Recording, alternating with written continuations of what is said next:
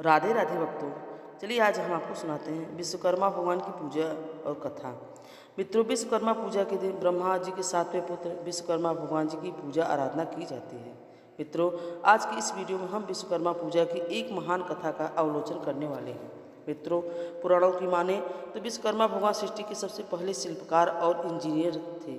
प्रत्येक वर्ष 17 सितंबर के दिन बड़े ही धूमधाम के साथ विश्वकर्मा भगवान की जयंती मनाई जाती है। इस दिन सभी मनुष्य अपने दैनिक जीवन में उपयोग में आने वाली चीज़ों की सभी मनुष्य पूजा करते हैं। मित्रों, कहते हैं कि भगवान विश्वकर्मा जी ने ही समस्त देवी देवताओं के लिए तमाम अस्त्र शस्त्र समेत स्वर्गलोक, इंद्रलोक, लंका नगरी, द्वारिका नगरी आदि का निर्माण किया था।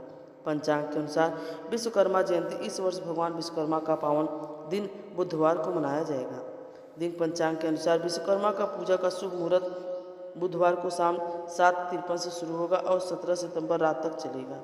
वैसे तो शिल्पी भगवान विश्वकर्मा की पूजा दिन भर की जाएगी। मित्रों, चलो अब मैं आप सभी को विश्वकर्मा पूजा की व्रत कथा सुनाता हूँ। तो चलिए सुनते हैं। मित्रों, एक समय की बात है कि अनेक अरास गण धर्म क्षेत्र में हुआ करते थे। वह सभी धर्म तत्वों का ज्ञान रखने वाले कई सारे आसी हुआ करते थे। उन सब में श्रेष्ठ महर्षि सूत जी थे। एक बार महर्षि सूत जी ने सभी आर्थ से कहने लगे, हमें सर्वव्यापक भगवान विष्णु के अनेक रूप सुने हैं, उनमें से कौन सा रूप सर्वश्रेष्ठ है? गुरुदेव कृपा करके हमें बताएं। इस पर अरास सूत जी ने मुनियों से कहा, हे महात्मा मुनियों, आपने संसार के कल्याण के लिए सर्व शुभ कार्य करने वाला बड़ा ही सुंदर प्रश्न किया है। अब सूत जी जगत के पालक परम पूज्य भगवान विष्णु के अद्भुत रूप का वर्णन करते हैं। कह कि ऋषियों उस परमात्मा के अनंत रूप है। उनके दिव्य रूप से स्मरण मात्र से ही समस्त मनुष्य सभी पाप नष्ट हो जाते हैं। अब सूत जी सभी अर्षियों से कहते हैं कि ऋषियों, एक बार क्षीर सागर में माता लक्ष्मी ने भगवान विष्णु से एक बहुत ही सुंदर प्रश्न किया। माता लक्ष्मी ने भगवान विष्णु से कहने लगी, जगन्नाथ, आपकी अनेक रूपों को मनुष्य भक्ति युक्त होकर पृथ्वी पर पूजते रहते हैं। हे प्रभु, क्या आपका ऐसा कोई रूप है जिसकी औजारों के रूप में पूजा की जाती हो? जिससे देवता आप अब इस पर भगवान विष्णु बोले कि प्रिय है, मेरा एक रूप ऐसा भी है जिसकी औजार के रूप में पूजा की जाती है। मैंने ही विश्वकर्मा रूप में कई सारी जगहों का निर्माण किया था। अस्त्र शास्त्र समेत स्वर्गलोक, इंद्रलोक, लंका नगरी, द्वारिका नगरी आदि का निर्माण मेरे ही रूप के द्वारा किया गया था। हे देवी, मेरे अनेक रूप हैं, यह विश्वकर्मा रूप मुख्य है। यही रूप है जिससे सारी सृष्टि उत्पन्न होती है। इस विश्वकर्मा रूप के अद्भुत रूप का जो क्षण मात्र भी दर्शन करता है, उसके समस्त विघ्न नष्ट हो जाते हैं। अब सूत जी कहते हैं कि हे ऋषियों, इस प्रकार लक्ष्मी जी को अपने दिव्य रूप का वर्णन करके त्रिलोक के भगवान विष्णु चुप हो गए। अब इधर सूत जी की बात सुनने के पश्चात अर्षिया ने सूत जी से पूछा, हे प्रभु, आपके दिव्य लक्ष्मी और भगवान विष्णु का दिव्य संवाद कैसे जाना? भगवान विष्णु के दिव्य रूप भगवान विश्वकर्मा किस प्रकार संसार में प्रसिद्ध को प्राप्त हुए और कैसे संसार के इस रूप को जाना? तब सूत जी ने कहा, एक समय महर्षि अंगिरा, जिन्होंने हिमालय पर्वत के समीप गंगा तट पर एक बहुत ही बड़ा तप किया था।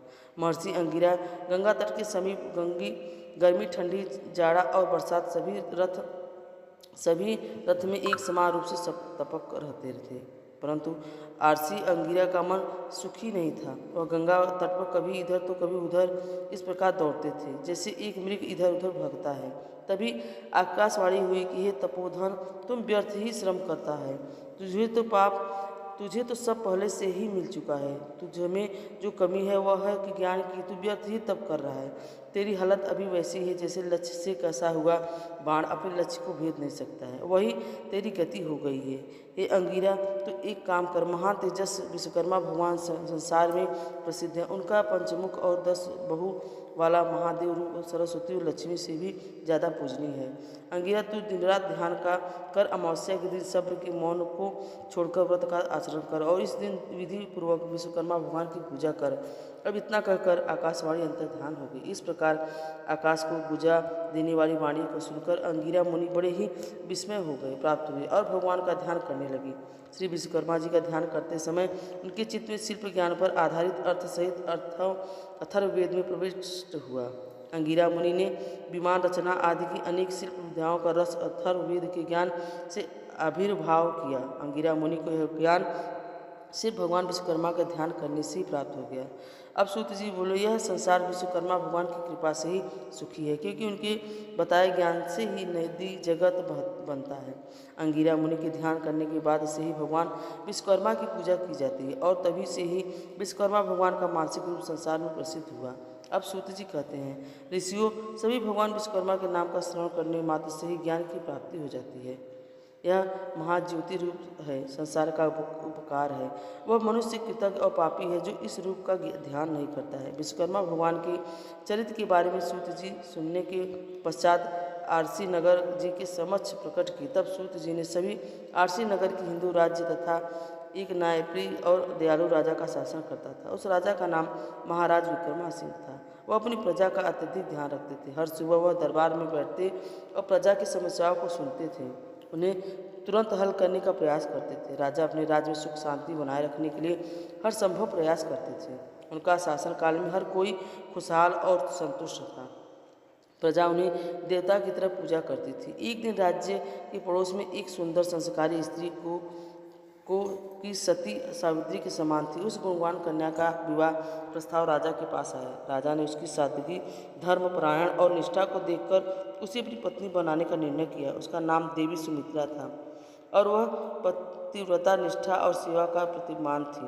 विवाह के बाद सुमित्रा ने अपने पति और राज्य की सेवा में स्वयं को समर्पित कर दिया। वह एक आदर्श पत्नी, रानी और प्रजा की मां समान। कुछ वर्षों बाद अचानक राजा विक्रमासिंह एक भयानक रोग से ग्रस्त हो गए।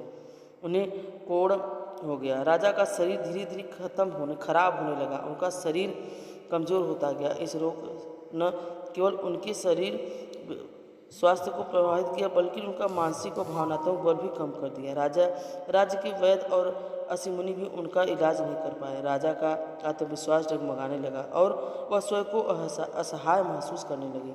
राज्य की प्रजा भी इस संकट से दुखी हो गई, लेकिन सुमित्रा देवी अपने पति की सेवा में रात दिन लगी रही। उन्होंने हार नहीं मानी। उन्होंने संकल्प लिया कि वह अपने पति को ठीक करके ही रहेंगी। एक दिन सपने में उन्हें भगवान विश्वकर्मा के दर्शन हुए। भगवान विश्वकर्मा ने उन्हें बताया कि यदि वह राजा की पूरी श्रद्धा और निष्ठा से उनकी पूजा करें तो राजा का कोढ़ ठीक हो जाएगा। सुमित्रा तुरंत राजा से इस बारे में बताया। तब दोनों ने मिलकर भगवान विश्वकर्मा की पूजा का आयोजन किया। पूरे राज्य में भगवान विश्वकर्मा की विशेष पूजा की गई। राजा विक्रम सिंह और रानी सुमित्रा ने व्रत रखा और विधिपूर्वक पूजा अर्चना की। भगवान विश्वकर्मा की पूजा से चमत्कारी रूप से राजा का कोढ़ भी धीरे धीरे ठीक होने लगा। कुछ ही दिनों में राजा पूरी तरह स्वस्थ हो गए। विक्रम सिंह ने इस चमत्कारी घटना के बाद भगवान विश्वकर्मा को धन्यवाद दिया और अपनी प्रजा के साथ एक बड़ा उत्सव मनाया। राजा का स्वास्थ्य लौटने के बाद राज्य में फिर से खुशहाली छा गई। वे अपनी पत्नी सुमित्रा के धैर्य, निष्ठा और सेवा के भाव के लिए उन्हें सम्मानित किया और कहा कि उनके बिना यह संभव नहीं था। अब सूत जी सभी ऋषियों से बोले, यह कहानी हमें यह सिखाती है कि सच्ची निष्ठा, प्रेम और सेवा से बड़े संकट को भी हम पार किया जा सकता है। सुमित्रा ने अपने पति के प्रति अटूट विश्वास और भगवान के प्रति असीम श्रद्धा के असंभव को संभव कर दिखाया। जीवन में चाहे कितनी भी कठिनाई आए, भगवान पर विश्वास और अपने निष्ठा का बनाए रखना चाहिए।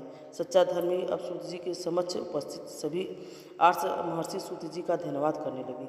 मित्रों, आपको विश्वकर्मा पूजा की यह कथा कैसी लगी? अगर अच्छी लगी हो तो हमें कमेंट में ज़रूर बताएं और इस वीडियो को ज़्यादा से ज़्यादा लोगों में शेयर करें।